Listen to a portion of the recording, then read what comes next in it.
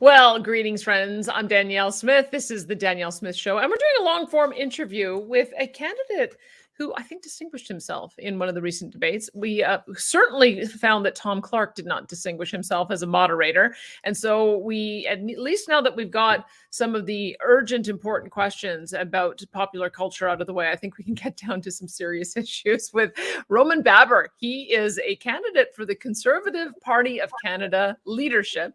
He was formerly as well an MPP in the Ontario provincial legislature. It probably didn't go quite as he had planned, so we're going to find out a little bit more about what happened there. But I know that on my locals page, Roman, you appeared as the number 2 winner in the debate on Wednesday, and so you've got a bit of a popular following here in Alberta, and I want to find out a little bit more about you. Thanks so much for joining me today. Good to be with you, Danielle. So first, let's just do a little bit of history. I looked you up and saw that your citizenship is and your nationality is the former Soviet Union. So you've got to tell us that story about how you found your way into Canada. Sure. I was born in the former Soviet Union, and my family did not gain its freedom until 1989, which is why I have a very unique perspective about Canada's democracy and how precious democracy is in general.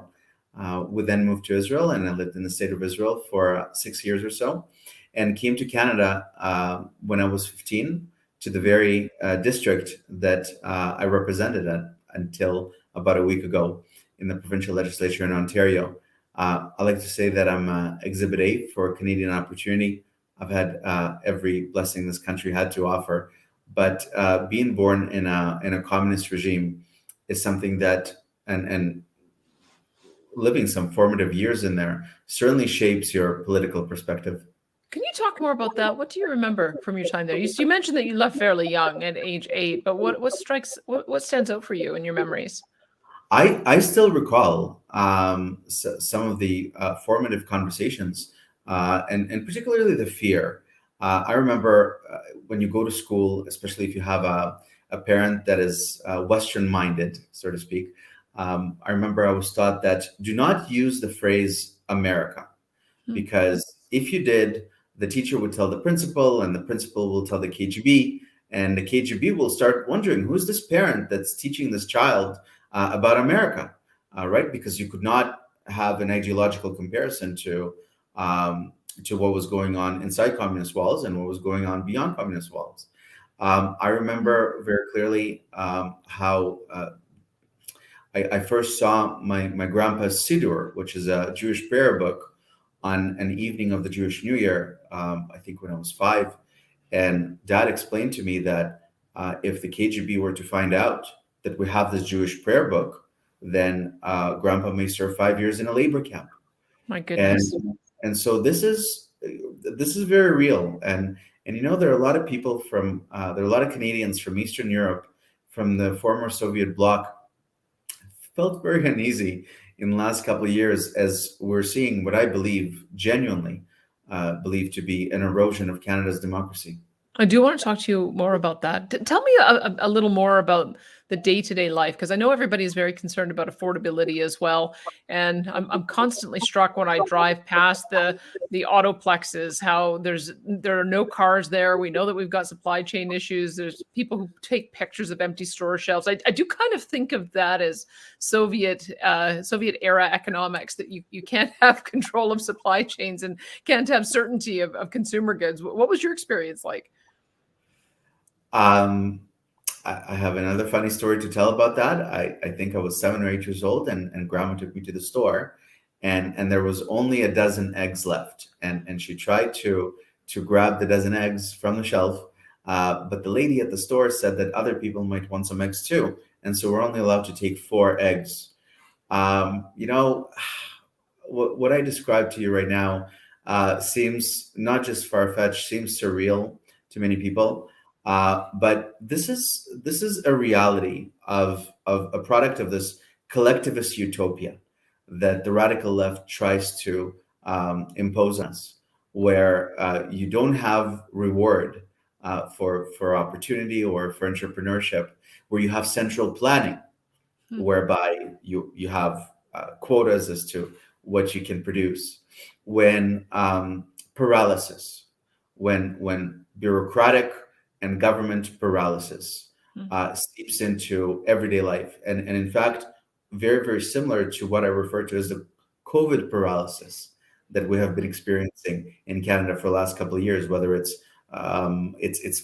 more difficult to get a cup of coffee at Tim Hortons for some reason. It's more difficult to go out and in Ontario, for instance, we joke about the liquor store. One of the commonalities between COVID and what was happening in provinces that have regulated alcohol sales is the lineups to the liquor stores. That's very common because public health would believe that you'd be healthier standing outside in a line in the elements, getting cold or snowed on in minus degree temperature instead of being warm inside. That's just science. So yeah. I hope somebody has managed to take you to one of our privatized liquor stores so that you can see a little more of the experience. I think you're there. I think you've got a little bit more freedom in Ontario now, but we'll talk again about what the differences are that you see across the country. When Sure. you were talking about the family conversations you had about the West, what do you think the West was? What did it mean to you? What was it supposed to be? And how did your image of what it was like in the West match the reality? No one asked me that question before, Danielle. It's a wonderful question. Um, I guess it came from my parents and namely from my father, that believed that there would be freedom, and that is something that I learned very, very early, that you wouldn't have to fear being in possession of certain materials, that you like reading materials, that you would have stores that are not empty, that you would not, and another thing, a very, very key element, that you would not have government lying to you Hmm. to the point that makes government ridiculous. And that is another very common thread of communism, in which um, and that's what eventually ended up happening with the communist bloc in Eastern Europe at the end of the 80s and early 90s, is Hmm. that the system collapsed under the weight of its own lack of credibility, to put it politely. When you say that you left the former Soviet Union, went by way of Israel, what ultimately brought you to Canada? My parents always sought life in the West, I guess, and we had some friends that lived in Toronto, Hmm. and they were very complimentary of Canada. And I remember arriving to Canada very, very clearly. It was in the middle of the night, and we landed at Pearson Airport. Uh, my parents' friends picked us up and took us to the apartment where we lived for the first 3 years of our stay in Canada, which is in fact in my district. I looked out the window and I saw Earl Bales Park, which is a very large park in inside urban Toronto, and on the other side, Yonge Street with lights and towers. And I was in love from day one. And Danielle, we did not have a cent to our name, and I remember what true poverty was like. My first mattress was from the recycling bin across the street. Hmm. My dad sold ice cream on those Dixie bicycles, but I've always had a job, and I've always had this incredible joy because I had Canadian opportunity. Because I always felt that all you needed to do to succeed in Canada is work hard and be nice to people. That's it. And if you just did those two things, then everything will be okay. And we get to do that and keep our cultural and religious values. This is why I've always believed that this is the best country in the world. You decided to go for a law degree. Why did you do? Tell me a bit more about that choice of career path, because that isn't normally the choice. When I think of a law degree, you're kind of putting yourself in opposition to somebody on the other side. And I have noticed actually that your tone in the debate is a bit more conciliatory. So you do have a bit of a different approach. But why was law an attraction for you? Um, Look, I've always been interested in how society resolves disputes, Hmm. and frankly, it was a teacher in grade 11. It was grade 11 law in high school, where I just thought it was so remarkably interesting and sophisticated. And I think about that teacher, Mrs. S, first initial, and I think about how she influenced my life as a high school student. And sometimes that makes such a remarkable difference in a young person's life. I've always felt that education is one of the great Canadian equalizers. It's, in fact, if we have public education, then that's truly where we need to try and focus and provide kids with an equal opportunity to learn, not force equality or redistribution later on in life, but give them the tools. And the difference between success in life and the opposite may sometimes be a single high school teacher that may incite your imagination. And I've been very, very blessed. I practiced law for 12 years before I was elected. I started a legal aid clinic in my law school. It's something that I spoke about during the debate on Wednesday. It's where I picked up a lot of compassion and love for people. People are people. And then I practiced bankruptcy and commercial litigation for the first couple of years, and then ported my practice. And for the 8 years preceding my election, practiced commercial and insurance litigation. I loved practicing law. I had a lot of fun. I was able to put myself in a position where I could afford to go into politics for a couple of years. And it's something that I would encourage any young person, if that is something that they think that they might want to do. It's a wonderful profession. Well, let's then talk about your leap into politics. It's not that unusual to go from law into politics, but you decided to enter at the provincial level initially. I know you're running federally now, but let's talk about why that is. So if I understand it, you actually beat quite a big name in the nomination, Joe Oliver, who had been a federal cabinet minister and of quite a lot of stature, actually. So Yeah. tell me a bit about that race and why it is that you chose to run provincially. At the time, I was involved in a leadership campaign. In fact, of one of the persons that I'm now running against in this race, and that is Patrick Brown. I've known Patrick for a number of years. I haven't really been involved politically, and he asked me to join his campaign. I did help him win leadership of the Progressive Conservative Party in Ontario. I would not say that Patrick and I see eye to eye on all issues since, but regardless, what he did teach me, and to his credit, he's a very hard worker and a good organizer. And he did teach me to reach out to communities and welcome new Canadians such as myself. And so I decided to seek the nomination and contested it against Joe Oliver, the former finance minister. And look, work always pays. And I've been preparing for that nomination for about a year and a half, Mr. Oliver for about 2 to 3 months. And that therein lies the difference. And so that was a wonderful moment in my life to win the nomination. I went on to win the 2018 election with Doug Ford. As we know, Patrick resigned as leader of the party, and Doug Ford took over as leader of the party. I had a front row seat to a few very, very interesting years in Ontario politics.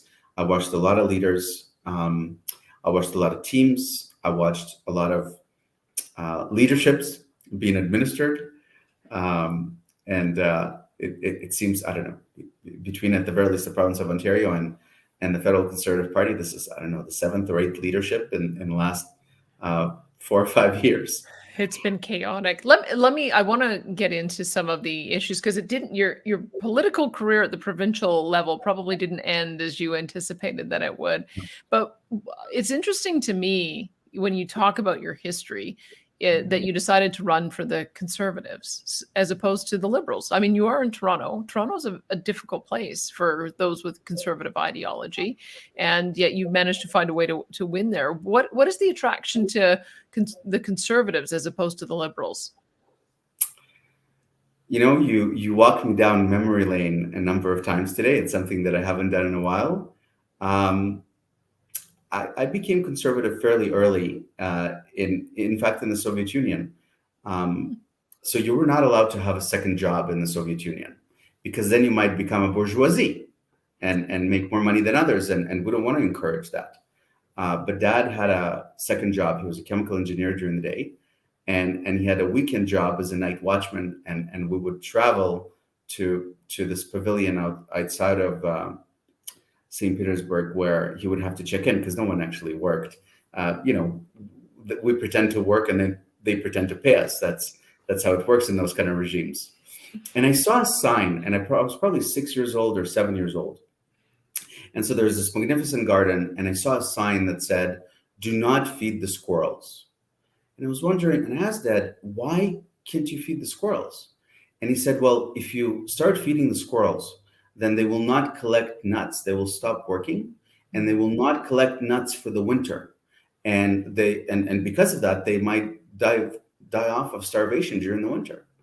And I understood this concept of dependency by squirrels on humans when I was 6 or 7. And that was the day I thought I became conservative, which is why a couple of days ago I've announced that I will repeal equalization before the end of my first term as prime minister, because I don't believe in redistribution. I don't think that we should be creating or encouraging dependency. We should be encouraging productivity and opportunity, primarily by way of natural resources. And then I lived in Israel for a couple of years. And Israel is also a very interesting proposition where I really witnessed the existence of good and evil. This was in the early 90s during the second wave of the Intifada. This was the Hamas war, Hamas wave of terror, when a bus would blow up almost every other week. It was the same bus number 5 in Tel Aviv. And Danielle, it's the type of politics that Westerners, thankfully, are not familiar with. It's also why everyone in the Middle East is interested in politics, because it profoundly affects your everyday life. Yeah. And that's where I vowed and understood that you cannot tiptoe around terrorism. Mm-hmm. You have to be hawkish with the people that seek to do harm to your family and to your loved ones and to your country. And that's another thing that cemented my view as a conservative. One thing that cemented your view as a compassionate conservative, or at least your reputation is that you issued a widely publicized and I think lauded report after there were some missteps in the provincial government in Ontario. They had made changes to how they were funding autism. They were concerned there was a 23,000 waiting list of young people that were not getting treatment. And so they were going to make the amount of payment based on income. And there was a lot of pushback on that. But you ended up going and doing a report, and it sounded like your recommendations were so well received that everybody wanted the report to be adopted in whole. So what did you discover there through that whole process? Because I don't know what your history is that made you the obvious point person to go into looking at that program, but it seems like you did your homework and got a lot of buy-in. What happened there? First, a lot of Canadians do not know that we have effectively an epidemic of children with autism in Canada. Every 50th child is now diagnosed on the spectrum. Yeah. And it's important to appreciate that treatment can make a very significant difference in a child's life, especially if it's early. And it's not just the right thing to do, it's also the fiscally prudent thing to do, because you'd much rather pay for treatment early on in life and provide better quality of life than pay for supports and income replacement and housing later in life. So in 2019, the Ford government introduced a reform that would decimate the autism program. And I felt terrible for these families, and I heard from many of them, and many constituents came to see me. And I take everyone's phone calls. I've always done that. And I decided that I'm going to try and do something about it. And I asked the Premier for permission to review our proposed program, and perhaps come up with some recommendations. I've obtained remarkable advice. I've interviewed a lot of professionals. I had some, of course, as a former bankruptcy and insurance lawyer, looking at a single payer program that is largely insolvent made sense. And I came out and I proposed a significant reform. The government liked my proposal, and the idea was on its way to be implemented. Regretfully, the government sought advice from the ongoing autism panel that it had advising the government. And so they sought to vet my program, they sought to vet my proposal. But instead of just submitting the actual plan, the proposal, they submitted the entire work, which included a lot of criticism of my own government and even my own cover letter. And I think that this was either the bureaucracy getting even with the minister. There could be a lot of reasons why it wasn't properly edited.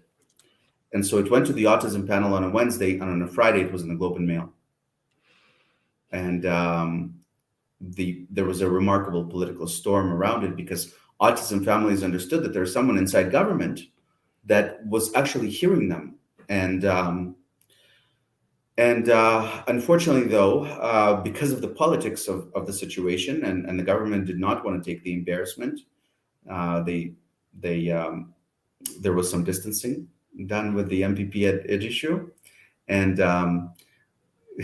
it was different than the subsequent experience that I had over COVID. At the time, they just said, Roman, leave town for 2 weeks and don't take any media calls. That's what I did. But unfortunately, we haven't seen a solution to this yet. But this is something that I'm very, very passionate about, which is why approximately 3 to 4 weeks ago, I have proposed a national autism plan to classify autism treatment as a healthcare priority, not a social services file, and to gear the provinces towards treatment as opposed to bureaucracy coordination and only supports.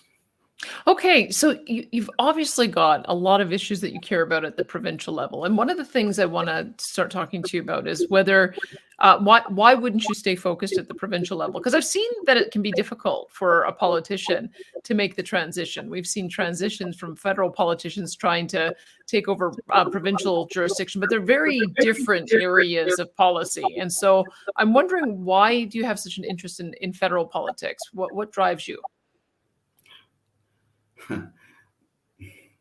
Doing what's right by people, and figuring that that Canada is now finding itself in such uncharted territory, and so does the Conservative Party of Canada, presents a unique opportunity for someone to contribute. And I felt that it made sense for me, instead of, as some of your viewers know or will shortly find out, I became an independent MPP in January of 2021, and so I judged a couple of months ago that instead of seeking re-election as an independent MPP in Ontario's legislature, that I should weigh into the national conversation, and certainly a conversation about the soul and direction of the Conservative Party of Canada, of which I've been a member for more than a decade. At a time when I believe that Canadian democracy and Canadian opportunity is being usurped. Okay, let's talk about you getting kicked out of caucus, because you made reference to it in January 2021. People will know that I was very critical about the government approach as well, but I felt a lot of it was being driven from Ontario, that we had 8 Conservative premiers or allied with Conservative policies, and they didn't do anything different than what some of the Democrat governors were doing in the States. And I never quite understood why, but I really felt like it was the Ontario government taking the strident position that they did, kind of set the stage for all of the others to have to follow. And so I know what I was reading that gave me an alternative perspective, but I'm curious to know why it is you decided to brand Craig's with your premier at the time, Doug Ford. What happened? A lot led up to what made to my decision to publicly oppose my own government on COVID response. But the catalyst was the second lockdown in December of 2020, going into January 2021, where I realized beyond any shadow of a doubt that the toll, the collateral harm of lockdown has become unbearable, in that we now started understanding, or anybody who would take interest or had a working cell phone would understand the kind of toll that the lockdown had on our health and mental health. Mhm. And so I authored a letter to the premier after exhausting all options. I have been fighting against our COVID response since probably May 2020. And perhaps in a follow up question, I'll get to explain what changed, what turned my mind on COVID.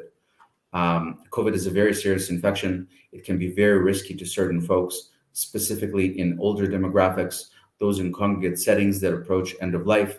And for some reason, it has a weird deviation to those with metabolic conditions. Mhm. But that doesn't mean that we should be locking down healthy populations and potentially making them sick. And so there was a doctor from Princess Margaret Hospital, one of Canada's leading cancer hospitals, that warned that we have a tsunami of cancers coming because we are missing cancer diagnoses. The province of Ontario, by that time, has missed, in the first year of COVID response, missed approximately 1 million cancer diagnoses in comparison to the years prior. Ontario, for instance, in the first year, missed more than 300,000 surgeries.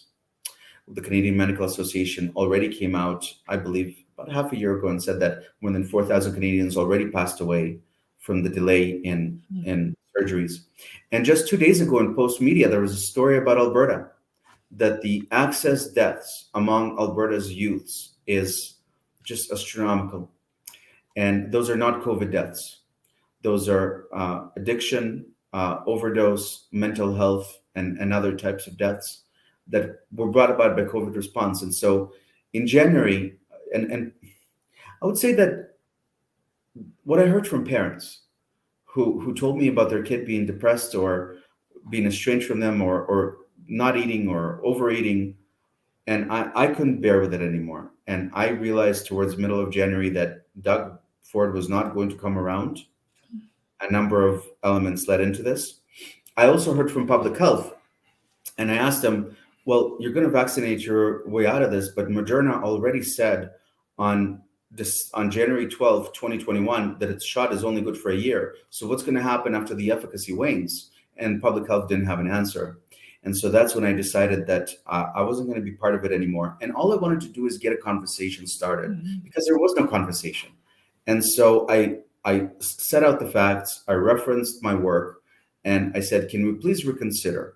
And the proposal is, let's factor the toll of COVID response into our public policy and perhaps reconsider. And what I proposed was that we beef up protection in long-term care homes and congregate settings, and that we focus on building up our healthcare capacity. If it's short, then let's focus on increasing our capacity and largely allow people to get back to normal, to restore normalcy. Unfortunately, I was removed from caucus an hour and a half after the letter was published. And but I have no regrets. I stood up for my constituents, and I'd do it again, maybe earlier if I had to. You know what I like about what you're saying is you're obviously very widely read. You've identified the same issues that many of the listeners of this program have identified. And what was interesting to me is I think it was tagged as misinformation that was putting public health at risk. And I wonder if you've got some thoughts now about what was going on there? Because if I was able to read and find the information that you've just described, and you were able to read and find the information that you've just described, why is it that the chief decision makers were not able to process information the same way? Do you have some observations on what's going on, why that happened?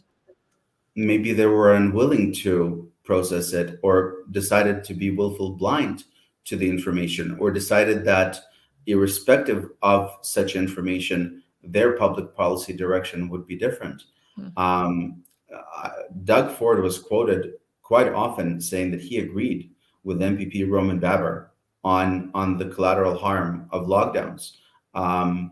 There was no question, especially in late 2021, when we went for our fourth or fifth or whichever number that was, that lockdowns are very, very harmful. It's regretful that we weren't unable, or many people, especially those in decision-making positions, were scared to articulate an opinion. And that's really the catalyst to all of this. And this is, I think, why I'm here, because the media and some of my opponents are trying to say, oh, Roman's running against COVID and lockdowns, and that's behind us. Well, first of all, with respect, that's not fair because almost 20% of Canadians are being treated as second-class citizens. The fallout from COVID is remarkable. Our kids have regressed. I spoke to a grade 3 teacher who told me that her kids read at a grade 1 level. We have excess mortality, obviously, that's not by COVID, on the rise. We have small business, if you're even allowed to talk about business anymore. According to the CFIB, an average small business accumulated an average of 180,000 of COVID-related debt. People were wiped out or had to remortgage or sell their home. And certainly all of that is staying. But even beyond that, beyond the fact that this is not over and the acute situation is still ongoing by way of the segregation and the unprecedented discrimination that we're seeing in our country, it's what led up to COVID. It's the COVID response and the failure of all systems that were designed to prevent this erosion of democracy or to enable us to express ourselves that have failed. It's all the checks and balances that would act against this type of public policy error that have failed, and that is a greater conversation. And well, let's talk. Would you mind telling me what you would do? Because I often get asked the question, just for my opinion, of whether I think we're going to go back into lockdowns and restrictions again. And the thing that concerns me is that so many of our politicians still seem to think that lockdowns work. Still seem to think that those jurisdictions that didn't have lockdowns had worse outcomes. We still haven't increased our hospital capacity, which makes me believe that if we get into another, and they're still not making therapeutics available widely. And so it makes me believe that if we get into this same situation in the fall with a new surge in respiratory viruses, whether it's SARS-CoV-2 variant or some other virus, that we're going to see them default to the same kinds of processes and the same kind of shutdowns again. And I don't know if that's a legitimate fear and worry. How do you see it, and how do we avoid that? Well, if lockdowns worked so well, then why were we still back in lockdown? And it would be amusing if it wasn't so tragic when they said that lockdown is working, we need to stay in lockdown, or lockdown is not working, we need more lockdown. Look, I don't think that we're going to have another lockdown. I think that the political appetite for that is gone and the popularity is gone. In fact, in Ontario's election right now, Doug is running away from lockdown, away from masks, away from even mandates. It's a whole new Doug Ford. But I'll leave that be for now. Look, I'd like to articulate this for the benefit of your viewers. In May 2020, so it's okay not to understand what we were dealing with, because yes, it was a new virus and it came from China, and we saw remarkable pictures and we saw the Princess Cruise, whatever that was. And so folks were rightfully afraid. And we weren't sure what we're dealing with. And this urgent need arose to keep the population safe. And that narrative was fortified by the popular narrative of the day, the political correctness of the day. And that political correctness was fortified by cancel culture. So even asking basic questions as to whether any of this makes sense was not permissible. But in May 2020, the landscape has changed. Two things happened, for me at least. Public health came in and told me that more than 80% of those that passed away were in a long-term care home. So the response is, this is tragic and unacceptable. So please, go out and protect long-term care homes, beef up nurses, beef up PSWs so you can effect good infection protocol and control. But largely we know that regretfully, the average lifespan in a long-term care home is 14 months. That is not to say that we should give up on these lives. It should mean that we protect them. But everybody else, why don't you leave the rest of us alone? And the response was, well, no, because the wider transmission is in the community, the greater the transmission is in long-term care homes, which is just utter nonsense. All it takes is one agency employee to bring COVID from one home to another, and God forbid, half the residents would pass away. And the second thing that happened, and this is very, very important, I hope for viewers to appreciate. In May, we started getting all sorts of serological studies that suggested to us what percent of the population actually shows traces of antibodies to the virus. In other words, we started appreciating that the infectiousness, the transmissibility of the virus is significantly greater than we thought. There was a study out of Princeton that thought, I think it was Princeton, that thought that it was 50 times higher potentially in the United States. But generally around the world, we saw studies at about 20 times higher. So for every person that was tested positive for COVID, and of course the testing was arbitrary and sporadic and different from place to place, there was another 20 to 50 people outside the testing center that are walking around with COVID. And that to me was wonderful news, because it meant that all the metrics that we're worried about are actually 20 to 50% lower. The fatality rate is significantly lower than we initially thought. And for some reason, well, I know why, and I'll speculate in a minute, instead of acknowledging good COVID news, there was a complete prohibition on good COVID news. We did not reassess the risk of the virus, given what we've learned about the virus in late spring 2020. Nor did we fail to properly acknowledge that children are essentially, statistically, thankfully, are not at risk. That also failed to happen.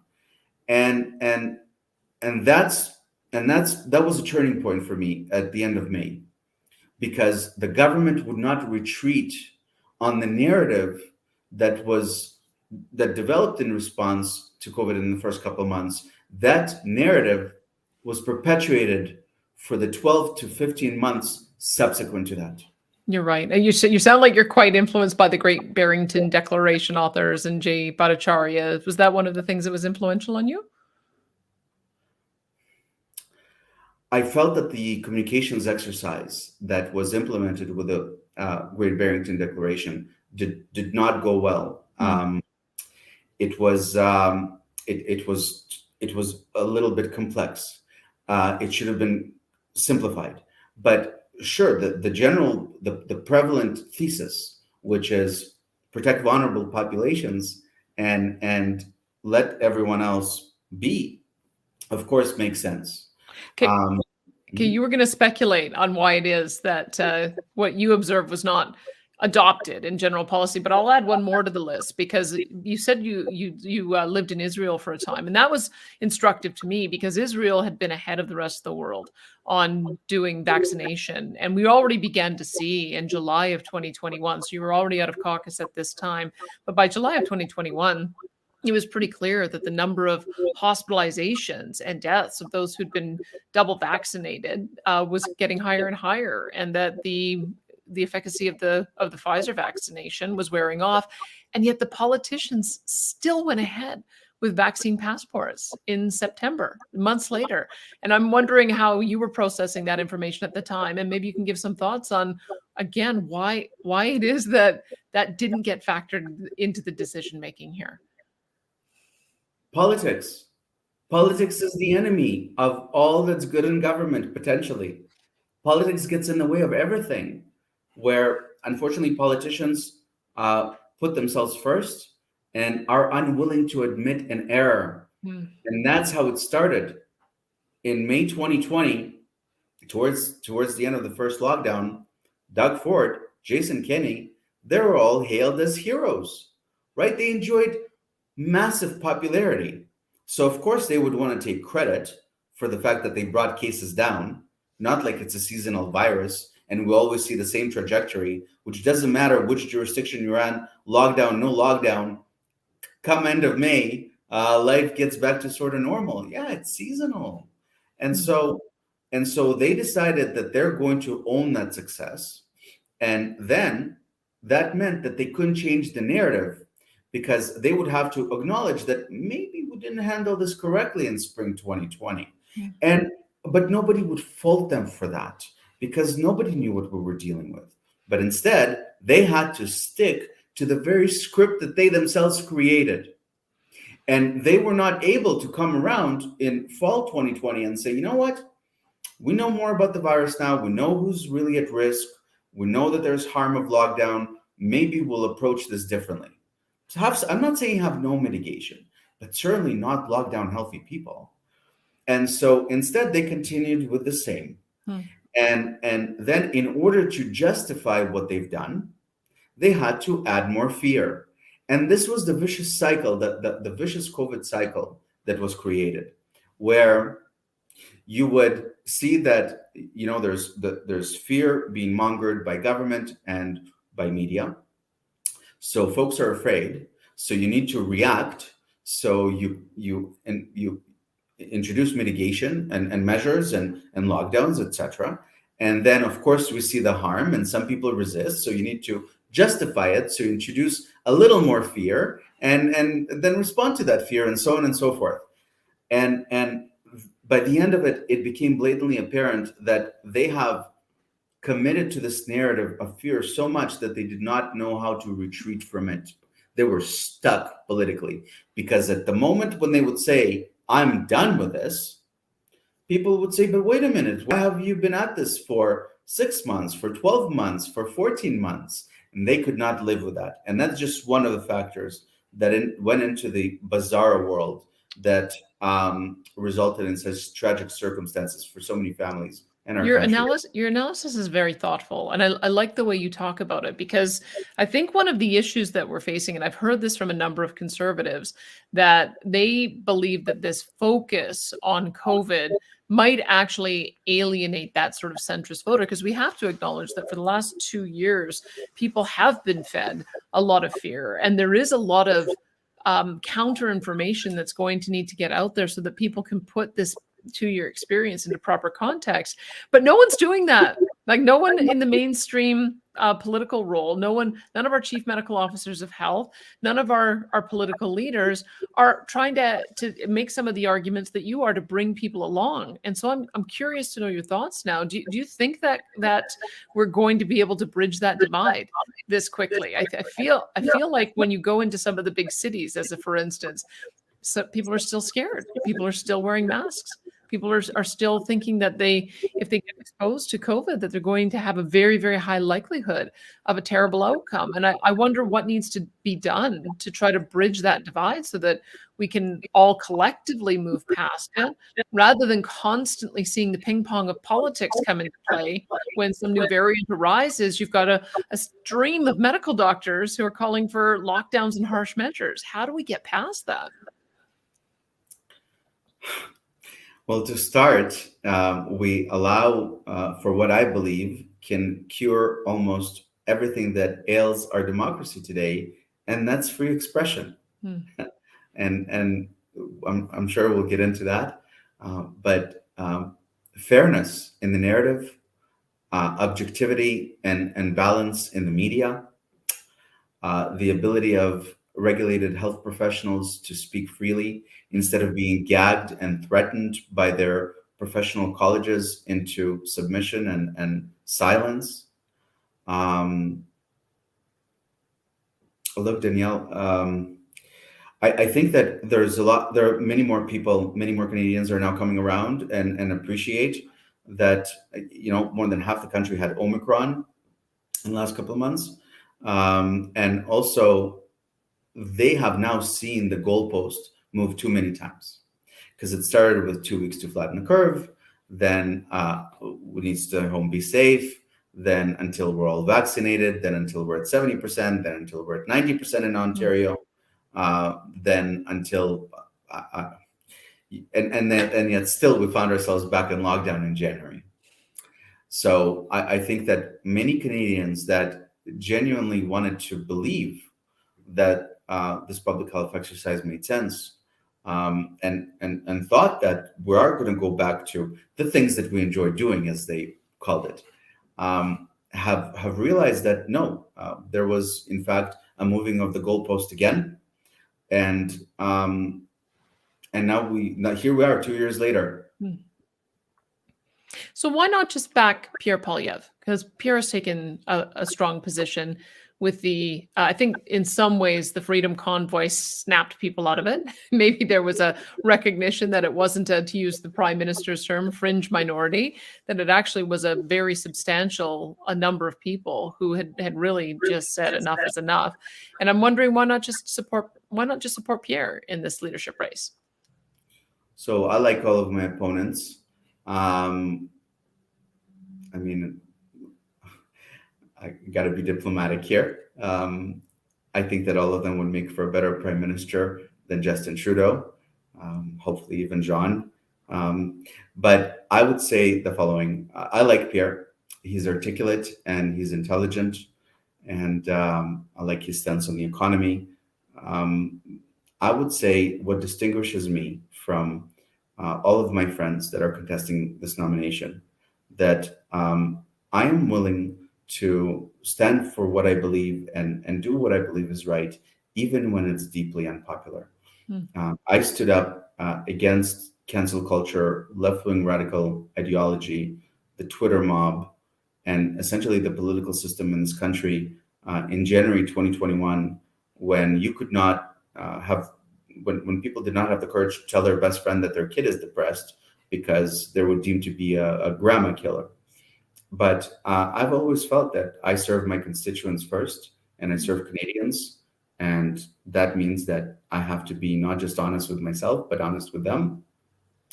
And that's what I hope to bring to the Conservative Party of Canada as well.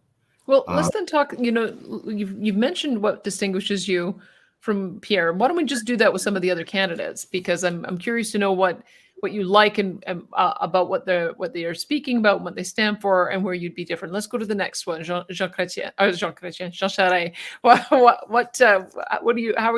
How would you be different than him? So look, I appreciate Jean Charest's stance on healthcare, that we should be encouraging more supply, even by private delivery, but still within the framework of the Canada Health Act. Government cannot keep up with demand, and so we need to encourage other supply options while still paying for those options as government. I would certainly be distinguished in that I oppose the carbon tax very, very strenuously. I don't believe that taxing Sally $10 on a tank of gas or on everything that she buys is going to potentially change the climate. Canada is responsible for 1.5% of all global emissions. Even if you eliminated all of them, there's no clarity that it would actually make any material difference. I think that Canada natural resources are a blessing, and I'm sure we'll talk about that in a moment. But especially given how unaffordable life is, I am against the carbon tax, and that certainly differentiates me from Jean. Okay, and Leslyn Lewis, she was a pretty popular candidate in Alberta during the last round. What do you like about her platform, and what makes you different? I like Leslyn a lot. She brings a great perspective. She brings critical. Well, I'm biased towards her because she's also a lawyer. But I would say, look, she also has a PhD in environmental studies and the law, I believe. And so she can speak about the environment credibly. She's also a new Canadian, and that's another thing that we have in common that I think that brings a very unique perspective to leadership in Canada. We know what a blessing this country is, and I would a clear point of distinguishment between myself and Leslyn are our housing platforms. Leslyn proposes. We have a similar proposal. My proposal is that we, first of all, make it more accessible. So I will double the first-time home buyers exemption. I think that the best way to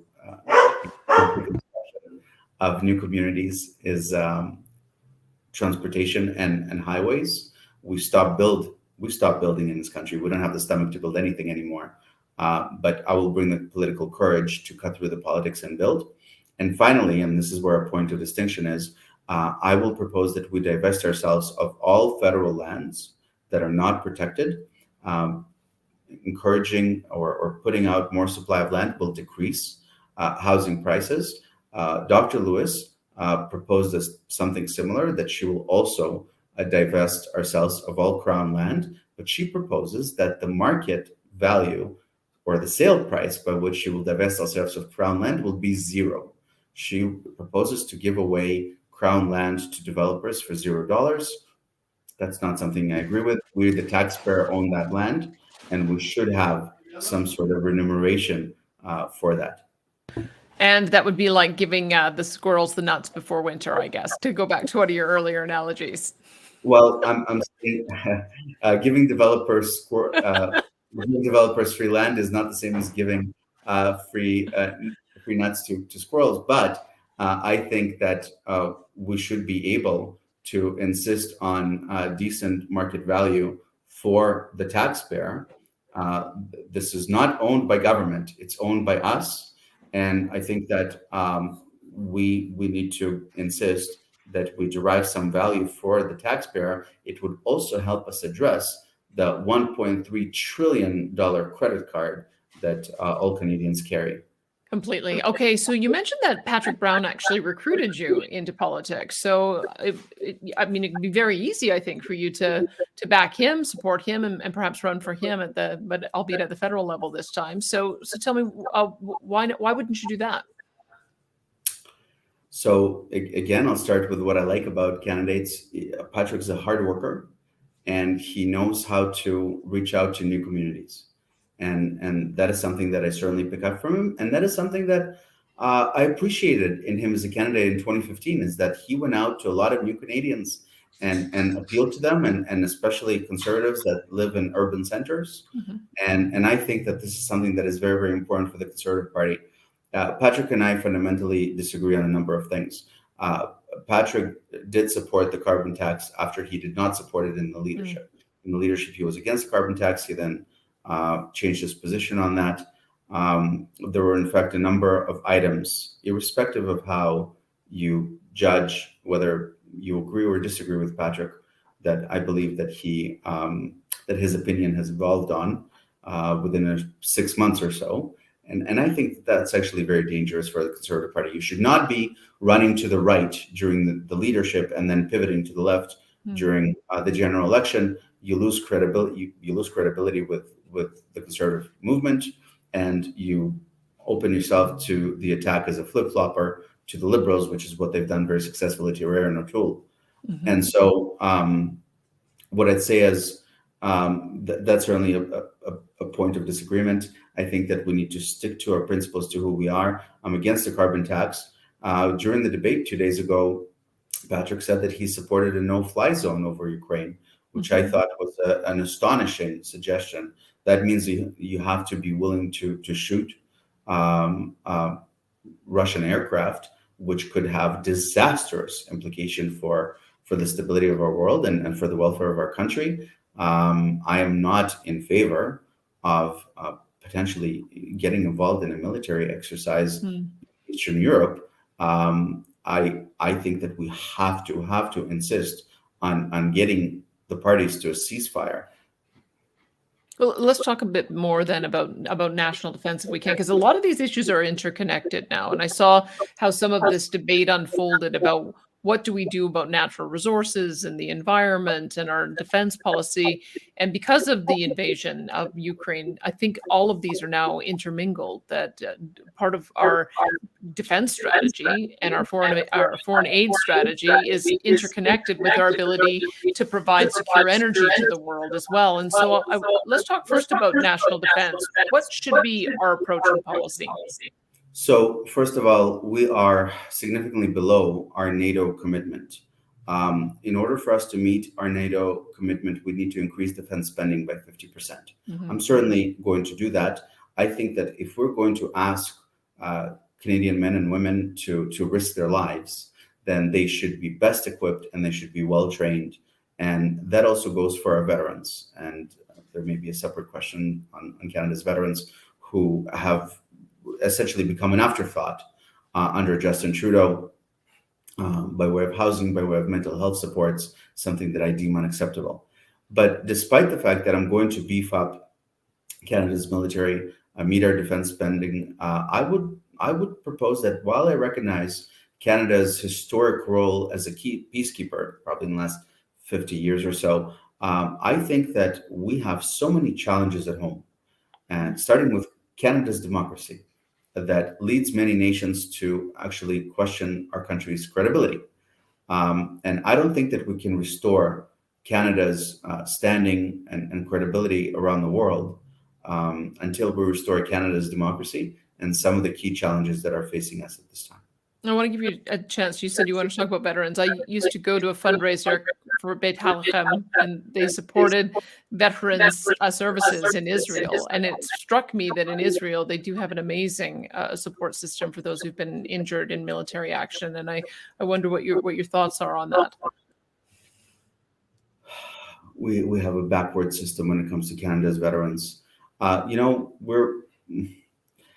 We're a generation of Canadians that has many veterans among them, and those are veterans of the Afghanistan war.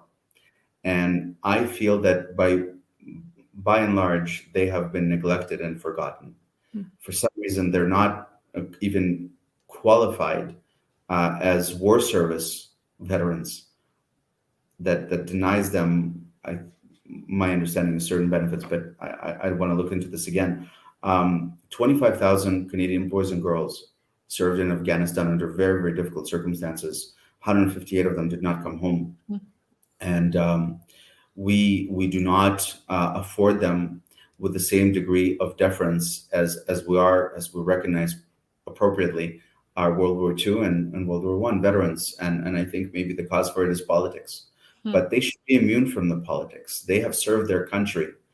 And beyond the fact that we are failing them by way of housing and failing them by way of mental health supports and employment opportunities, many of them come back with PTSD, and they may have challenges reintegrating into society. Beyond that, I think we disappointed many of them when in 2021, the Prime Minister and Western allies have deserted our allies on the ground. When we had Afghan nationals and others that were working with Canada's armed forces, that were helping us on the ground, that were saving Canadian lives on the ground, and we left them to potentially die or to consequences under the Taliban, that is inexcusable. And that is an insult to every single Canadian soldier that served in Afghanistan. Shame on Justin Trudeau and the way he handled the ending of this. So then let's talk about this broader discussion that we're now having, because we've gone down this path where it looks like the federal government has been wanting to phase out oil and natural gas development. I don't know that we've turned a corner on that even, but I think that there's been a recalibration now that we've seen the danger for our allies in Europe of relying on source of for their vital energy needs from Russia. So do you think that there has been a recalibration? What would you do differently on resource development? Danielle, I think that Canada's natural resources are a blessing, and I'm not going to let oil and gas be canceled. And they're not just great for strategic interests, as you're saying, and our economic bottom line, given the mess we're inheriting from Liberals, but also the planet, because Canadians can derive and produce energy cleaner and safer than any nation in the world. And so I look forward to hopefully turning Canada into the natural resources superpower that we ought to be. And that also means diversifying our energy capability, whether it's by way of refineries, in refining capacity, by encouraging the development of natural gas, small modular reactors, nuclear, all of it. We have an insatiable appetite for energy. Mining is something that I'm very, very interested in. There is a remarkable appetite for minerals and precious metals around the world. Canada is blessed with them, and it's good for our northern communities, our remote communities, our Indigenous communities. We should embrace our natural resource blessing instead of shooting ourselves in the foot, importing foreign oil and thwarting Canadian opportunity.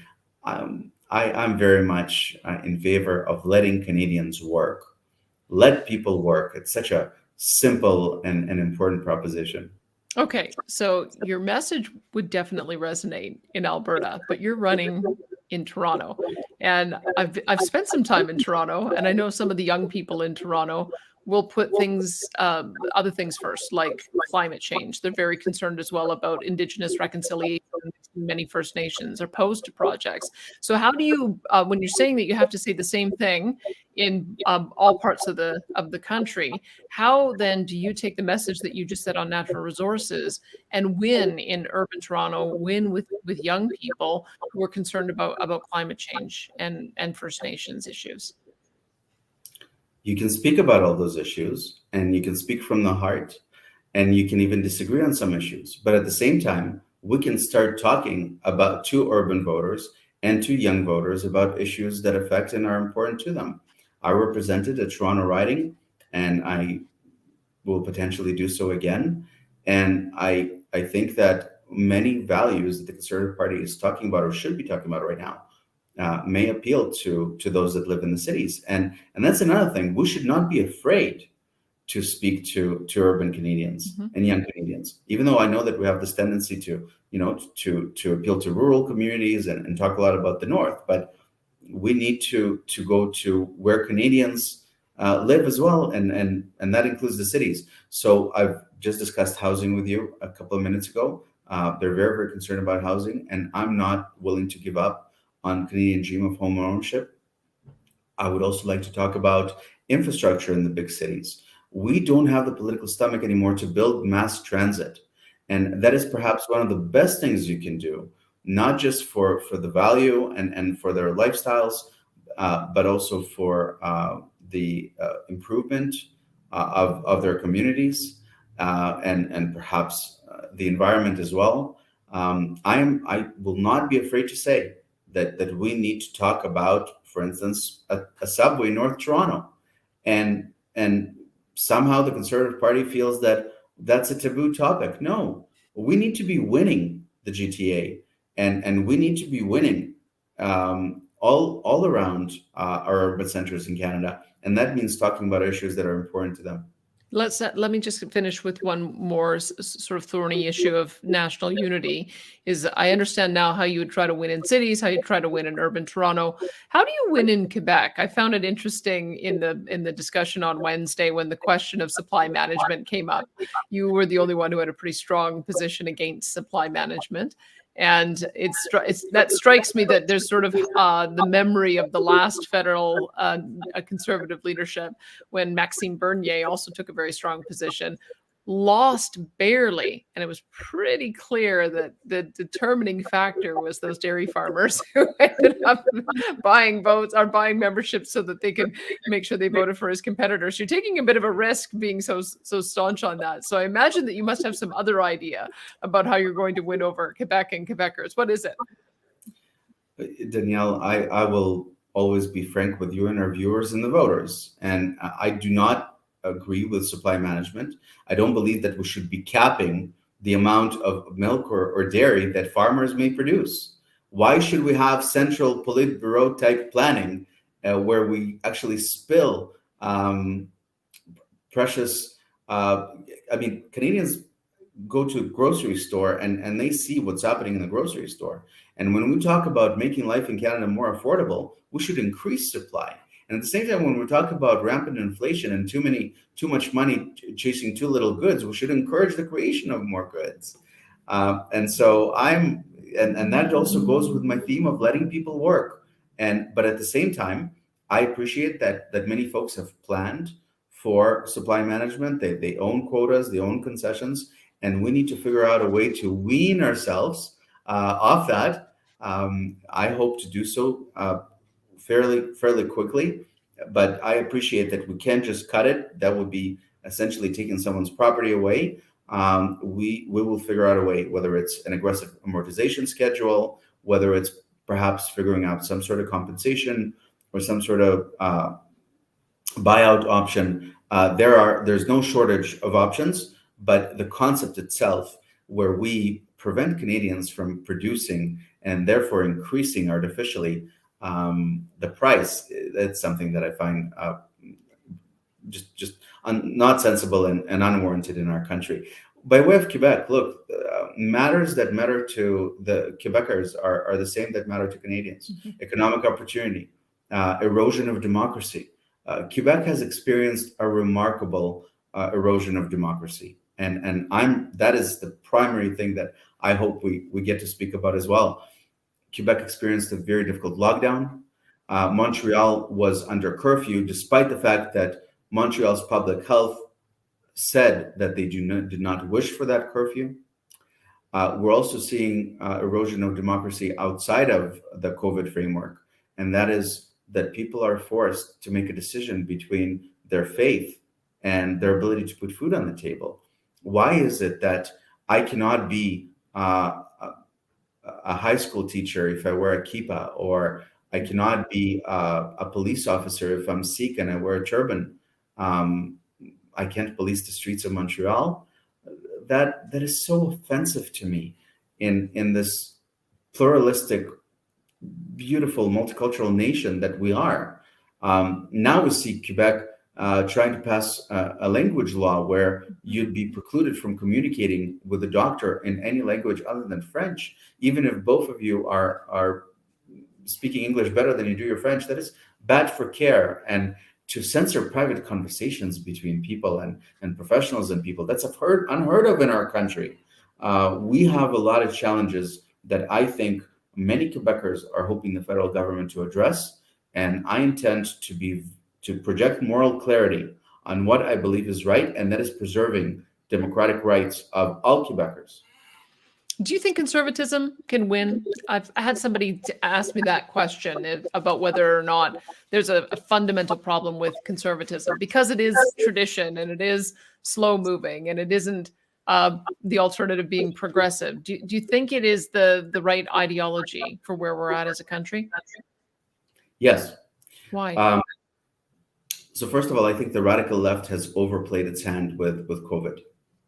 That is very, very important, in that many Canadians now appreciate that maybe they're not hearing the complete picture, and maybe government is not always acting in good faith, and maybe collectivism and redistribution is not the way to go, but empowering people to make decisions over their own lives and certainly over their own healthcare choices. We didn't even speak about passports and mandates.